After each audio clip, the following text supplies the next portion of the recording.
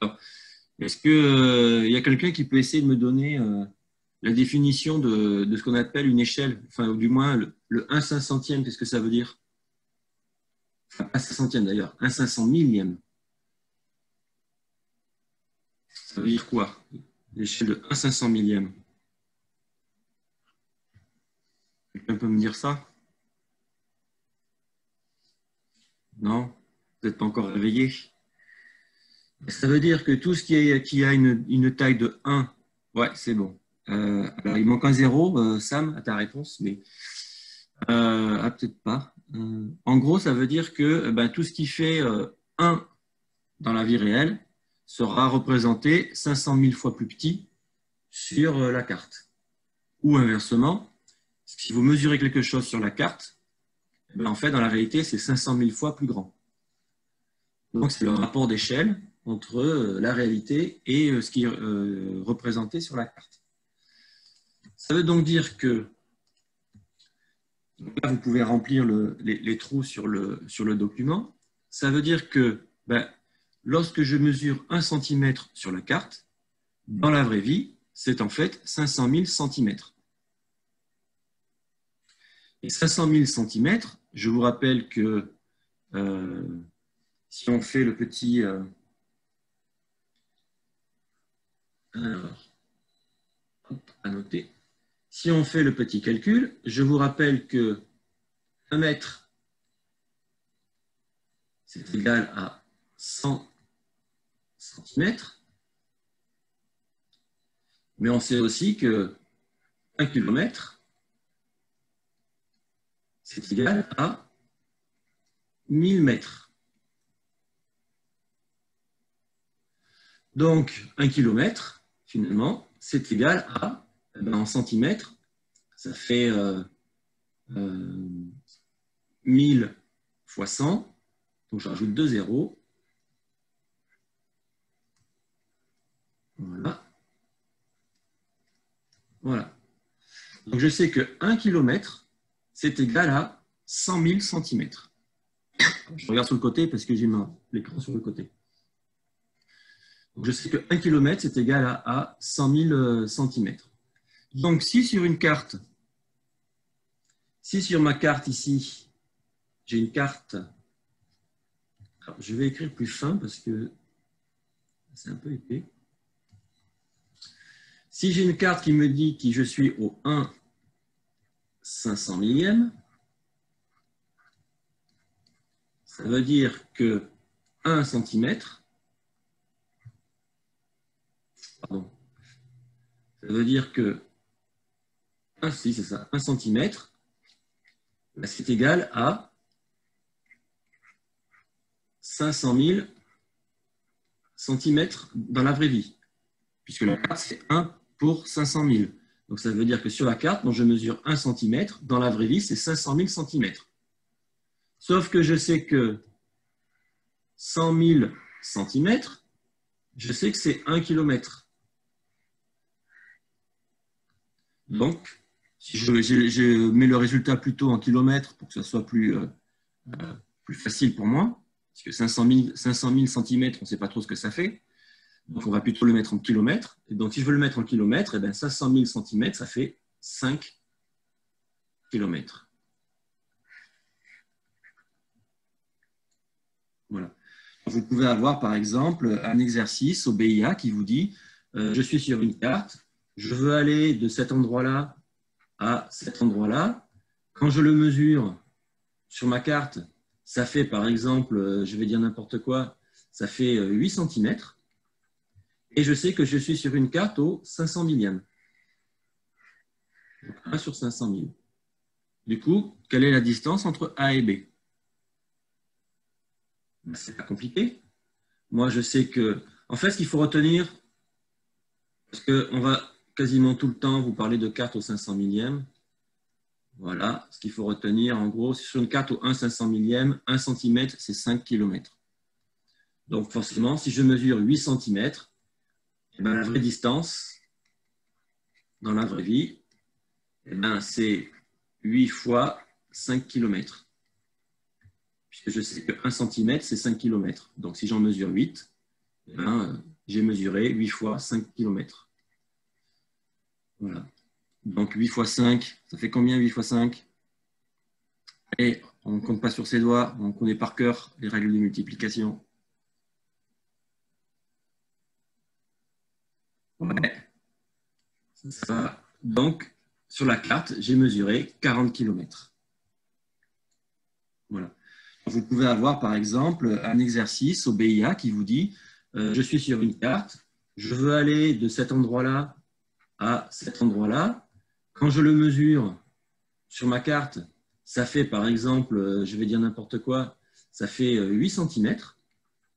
Et je sais que je suis sur une carte au 500 millième. Donc 1 sur 500 000. Du coup, quelle est la distance entre A et B? Ben, c'est pas compliqué. Moi, je sais que, en fait, ce qu'il faut retenir, parce qu'on va quasiment tout le temps vous parler de cartes au 500 millième. Voilà, ce qu'il faut retenir, en gros, sur une carte au 1 500 millième, 1 cm, c'est 5 km. Donc, forcément, si je mesure 8 cm, eh ben, la vraie distance, dans la vraie vie, eh ben, c'est 8 fois 5 km. Puisque je sais que 1 cm, c'est 5 km. Donc, si j'en mesure 8, eh ben, j'ai mesuré 8 fois 5 km. Voilà. Donc 8 fois 5, ça fait combien 8 fois 5? Et on ne compte pas sur ses doigts, on connaît par cœur les règles de multiplication. Ouais, c'est ça. Donc, sur la carte, j'ai mesuré 40 km. Donc, ce qui est le plus utilisé, en fait, c'est voilà, les trois échelles les plus utilisées en aéronautique. C'est la carte au 1 250 millième, la carte au 1 500 millième, ça c'est vraiment la plus utilisée, et la carte au 1 millionième. Vous voyez, il y a 1 million. Et donc, dans ces trois cartes, bah, ça veut dire que sur la première, eh bien, 1 cm, ça fait 2,5 km. Sur la 1 500 millième, c'est celle que l'on vient de voir, 1 cm, ça fait 5 km. Et puis, 1 millionième, eh ben, si on fait le même petit calcul qu'on a fait tout à l'heure, on voit que 1 cm, du coup, ça représente 10 km sur la carte. Alors, on passe maintenant au temps. Comment on mesure le temps pour l'aéronautique? Alors ça, ben, le temps, vous le savez, on mesure avec les heures, les minutes et les secondes. Une heure, c'est 60 minutes, et une minute, c'est 60 secondes. Du coup, une heure, c'est 60 fois 60 secondes, ça fait 3600 secondes. Mais ce n'est pas tant ça qui nous intéresse. Le problème en avion, c'est qu'on se déplace un peu partout sur la planète. Or, sur la planète, eh ben, quand on fait le tour complet de la Terre, ben, ça représente 24 heures, un jour. Donc, ça veut dire que en ce moment, ben, chez nous, ici, il est, je ne sais pas, 10 heures et quelques du matin, mais exactement de l'autre côté de la Terre, il est 10 heures du soir. On a un décalage de 12 heures. Donc, ben, il n'y a pas la même, il y a pas la même heure partout autour de la Terre. Et donc, ça, c'est ce qu'on appelle les fuseaux horaires. Donc, ça, ce sont les fuseaux horaires. Et donc, il y a 24 fuseaux horaires tout autour de la Terre qui font les 24 heures. Alors, les fuseaux horaires ne sont pas parfaitement droits. Ils suivent des formes parfois en fonction des frontières des pays, etc. Ça, c'est pour simplement des facilités. Parce que si jamais c'était droit, par exemple, nous, la France, on sera à cheval sur deux fuseaux horaires. Donc, ce serait pas pratique, par exemple, quand vous prenez le train, les horaires pour la télévision, vous voyez, pour tous les systèmes qui utilisent à un moment donné des horaires, s'il n'y avait pas la même heure partout en France, on serait embêté. Donc, en fait, les horaires, on appelle ça les horaires administratifs, ils ne suivent pas exactement les horaires réels, les fuseaux horaires réels de la Terre. On pourrait, si on découpait la Terre vraiment en 24 petits fuseaux tout autour de la Terre. On suit quand même, pour raison de pratique, on suit les pays. Voilà. mais donc ce sont les fuseaux horaires. Voilà. Donc là, vous avez une petite carte des différents fuseaux horaires. Et donc, en fait, ce que vous avez, c'est que, alors je ne sais pas si vous le voyez suffisamment bien, mais en tout cas, vous le voyez sur le document. Les traits qui sont dessinés, les rayures, là, le quadrillage qui est dessiné, c'est les fuseaux horaires. Si on suivait vraiment, si on découpait la planète vraiment hop, en tranches comme ça, en 24 tranches, pour faire les 24 fuseaux horaires, ce serait complètement droit. Si on faisait ça, donc il y a des pics qui seraient coupés en deux. Et donc, pour pas que des petits pays se retrouvent coupés en deux, ce serait complètement idiot. À ce moment-là, on a fait les fuseaux horaires plutôt administratifs. Et ça, c'est les codes couleurs que vous avez. Donc, vous voyez, les codes couleurs représentent, en fait, quand c'est la même couleur, c'est le même fuseau horaire administratif. Et vous voyez que si je prends, par exemple, toute la zone ici de l'Europe, vous voyez qu'il y a la majeure partie des pays qui sont en vert. Alors, pour ceux qui n'auraient pas imprimé en couleur, vous ne le voyez pas très bien, mais vous voyez ici, tout ça, là, voilà, tout ça, c'est la même couleur. Donc, tout ça, c'est à la même heure. C'est le même fuseau horaire. Alors que vous voyez que dans la réalité, il est à cheval. Cette zone-là, elle est à cheval sur deux fuseaux horaires. Par contre, vous voyez que l'Angleterre, elle, hop, l'Angleterre, elle a un code couleur différent parce que elle, l'Angleterre, elle est restée sur son bon fuseau horaire. Alors que nous, par exemple, la France et l'Espagne, on a pris le même fuseau horaire que nos voisins européens. En fait, on a pris le fuseau horaire moyen de l'ensemble de cette partie de l'Europe. Voilà. C'est pour ça qu'on est à la même heure que l'Allemagne, mais on n'est pas à la même heure. On a une heure de décalage avec l'Angleterre. Voilà. Et donc ça pose un problème. Parce que quand vous prenez l'avion et que vous allez, par exemple, de la France aux États-Unis, vous changez de fuseau horaire. Et donc, ça peut être problématique pour le contrôle aérien et pour tous les systèmes de navigation, parce que les systèmes de navigation ont besoin de connaître la position de l'appareil à l'instant T. Et cet instant T, il doit être le même pour tout le monde, pour gérer le trafic aérien. Et donc, en aéronautique, on ne va pas travailler avec les fuseaux horaires. On va travailler uniquement avec ce qu'on appelle le temps universel. Alors, le temps universel, il y a différents noms, on lui donne différents noms. On l'appelle GMT, on l'appelle UTC, on l'appelle Zulu. Alors, je dis Zulu parce que, en fait, Z, c'est pour dire que l'on parle du temps universel en aéronautique. Donc, en aéronautique, on écrit l'heure et on rajoute Z à la fin. Et on sait que l'on parle de l'heure, on n'est pas en train de parler de l'heure locale, l'heure du fuseau horaire, on est en train de parler de l'heure universelle, donc Zulu. On appelle aussi TU en français, c'est temps universel. Et UTC, ça veut dire Universal Time. Le C, je ne me rappelle plus ce qu'il veut dire. Voilà. Et donc, le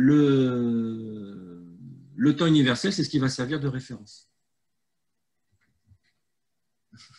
Pas de souci. Alors, ce temps universel, donc TU, ça veut dire temps universel. UTC, ça veut dire, ça d'ailleurs, vous pouvez le noter, donc le TU, ça veut dire temps universel. UTC, ça veut dire Universal Time Coordinated, donc ça veut dire temps universel coordonné ou synchronisé. GMT, ça veut dire Greenwich Mean Time, et on va voir pourquoi on parle de Greenwich. Et Z, ça veut dire heure Zulu, c'est le terme qu'on utilise en aéronautique. Les quatre, c'est la même chose, on parle du temps universel.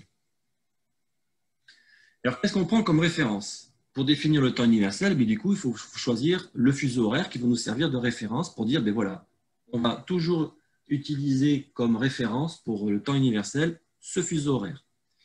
Vous vous rappelez, quand on a fait les positionnements sur la Terre avec latitude, longitude, on a pris comme référence pour la longitude, on a pris pour référence le fameux méridien de Greenwich, qui passait à Greenwich, là, en Angleterre. Pour le temps, on prend exactement la même chose. C'est pour ça qu'on appelle donc le temps universel le GMT, Greenwich Mean Time. C'est ça, ça veut dire temps moyen à Greenwich. Donc en fait, le temps universel, l'heure universelle, c'est le temps du fuseau horaire qui contient le méridien de Greenwich. Voilà. Donc sa référence, elle est en Angleterre. Et puis la petite photo que je vous ai mise, c'est la photo en fait qui est à Greenwich, à côté de l'université de Greenwich, qui représente, vous voyez, la ligne qui est par terre, en fait, qui est dessinée, c'est là où passe le fameux méridien de Greenwich sur la Terre. Là où il est la référence. C'est le point zéro. Voilà. Donc, en fait, nous, par exemple, vous savez qu'en France, par exemple, on a la fameuse heure d'hiver et heure d'été. Et donc, en ce moment, on dit qu'il est, je regarde derrière moi, il est 10h30. Il est 10h30 heure d'hiver. Et vous savez que, on est, par rapport au soleil, on est décalé de 1 heure. C'est-à-dire qu'en fait, en temps universel, parce qu'en fait, c'est le temps universel, en temps universel, il n'est que 9h30. Alors, je ne sais pas si vous voyez, si vous regardez ma caméra, là, si vous regardez ma caméra, vous voyez au-dessus de moi, derrière, là, il y a 2 horloges. Pourquoi il y a 2 horloges? C'est parce que ici, il y a l'horloge qui donne l'heure dans le fuseau horaire administratif. Donc là, l'horloge, elle est à l'heure, il est 10h30. Mais ça, c'est l'heure locale. Et puis la deuxième horloge, elle, on ne la touche jamais. On ne la change jamais, heure d'été, heure d'hiver. Elle est toujours sur l'heure UTC, donc l'heure Zoulou, l'heure universelle. Alors, le temps universel, il y a différents noms. On lui donne différents noms. On l'appelle GMT, on l'appelle UTC, on l'appelle Zoulou. Alors, je dis Zoulou parce que, en fait, Z, c'est pour dire que l'on parle du temps universel en aéronautique. Donc, en aéronautique, on écrit l'heure et on rajoute Z à la fin. Et on sait que l'on parle de l'heure, on n'est pas en train de parler de l'heure locale, l'heure du fuseau horaire, on est en train de parler de l'heure universelle, donc Zoulou. On l'appelle aussi TU en français, c'est temps universel. Et UTC, ça veut dire Universal Time. Le C, je ne me rappelle plus ce qu'il veut dire. Voilà. Et donc, le temps universel, c'est ce qui va servir de référence. Pas de souci. Alors, ce temps universel, donc TU, ça veut dire temps universel. UTC, ça veut dire, ça d'ailleurs, vous pouvez le noter, donc le TU, ça veut dire temps universel. UTC, ça veut dire Universal Time Coordinated, donc ça veut dire temps universel coordonné ou synchronisé. GMT, ça veut dire Greenwich Mean Time, et on va voir pourquoi on parle de Greenwich. Et Z, ça veut dire heure Zoulou, c'est le terme qu'on utilise en aéronautique. Les 4, c'est la même chose, on parle du temps universel. Alors, qu'est-ce qu'on prend comme référence? Pour définir le temps universel, du coup, il faut choisir le fuseau horaire qui va nous servir de référence pour dire, voilà, on va toujours utiliser comme référence pour le temps universel ce fuseau horaire. Vous vous rappelez, quand on a fait les positionnements sur la Terre avec latitude, longitude, on a pris comme référence pour la longitude, on a pris pour référence le fameux méridien de Greenwich, qui passait à Greenwich, là, en Angleterre. Pour le temps, on prend exactement la même chose. C'est pour ça qu'on appelle donc le temps universel le GMT, Greenwich Mean Time. C'est ça, ça veut dire temps moyen à Greenwich. Donc en fait, le temps universel, l'heure universelle, c'est le temps du fuseau horaire qui contient le méridien de Greenwich. Voilà. Donc sa référence, elle est en Angleterre. Et puis la petite photo que je vous ai mise, c'est la photo, en fait, qui est à Greenwich, à côté de l'université de Greenwich, qui représente, vous voyez, la ligne qui est par terre, en fait, qui est dessinée, c'est là où passe le fameux méridien de Greenwich, sur la Terre. Là où il est la référence. C'est le point zéro. Voilà. Donc, en fait, nous, par exemple, vous savez qu'en France, par exemple, on a la fameuse heure d'hiver et heure d'été. Et donc, en ce moment, on dit qu'il est, je regarde derrière moi, il est 10h30. Il est 10h30 heure d'hiver. Et vous savez que, on est, par rapport au soleil, on est décalé de 1 heure. C'est-à-dire qu'en fait, en temps universel, parce qu'en fait, c'est le temps universel, en temps universel, il n'est que 9h30. Je ne sais pas si vous voyez, si vous regardez ma caméra, là, si vous regardez ma caméra, vous voyez au-dessus de moi, derrière, là, il y a 2 horloges. Pourquoi il y a 2 horloges? C'est parce que ici, il y a l'horloge qui donne l'heure dans le fuseau horaire administratif. Donc là, l'horloge, elle est à l'heure, il est 10h30. Mais ça, c'est l'heure locale. Et puis la deuxième horloge, elle, on la touche jamais. On la change jamais heure d'été, heure d'hiver. Elle est toujours sur l'heure UTC, donc l'heure Zoulou, l'heure universelle.